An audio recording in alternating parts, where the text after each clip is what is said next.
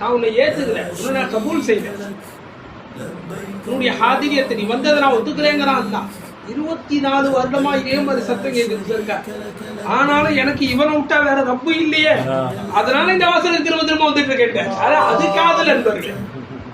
நீ ஏத்துக்கலன்னா நான் எங்க போவேன்?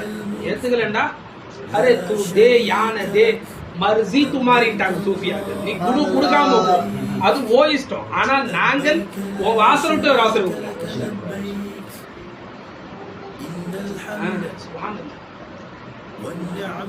என்ன மலா, நீ என்ன அல்லாஹ்வை தொழுகிற, என்ன அல்லாஹ்வை நோன்பு வைக்கிற, ஒவ்வொன்றுத்துக்கும் பதிலா ஏதாவது கிடைக்குமான ஐடியா பண்ணி ஹர்ஃபின்கிறாங்க.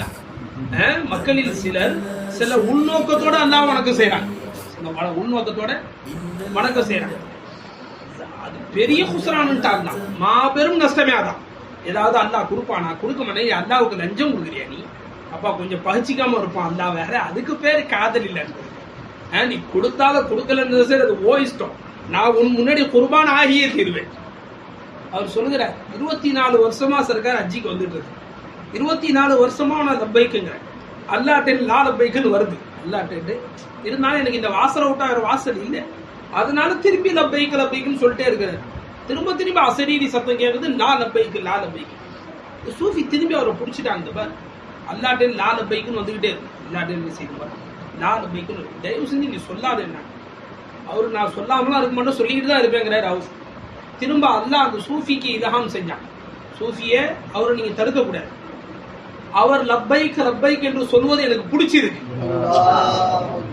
நான் ஒரு தடவை அவர் லப்பைக்க ஏத்துக்கிட்டேன்டா, அடுத்த தடவை அவர் ஹஜ்ஜிக்கு வர மாட்டேன்.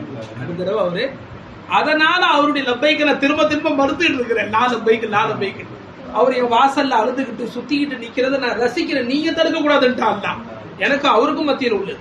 எனக்கும் அரே என்ன காதல் அது. சுபஹானல்லாஹ் சுபஹானல்லாஹ். அது காதல் போலா? நம்ம என்ன அல்லாஹ்வை நேசித்தோம் என்பது. அல்லாஹ்வை நேசித்ததாக நாம் நாவுகளால் சொல்கிறோமே தவிர அல்லாஹ் வந்தபடி நம்முடைய கல்புகள்ல அதனுடைய எந்த ஒரு வேல்யூவும் கிடையாது. அதுக்கான எந்த அசராத்தும் வெட்கப்படும். நாம் நம்மை சரிப்படுத்தி விட்டோமா?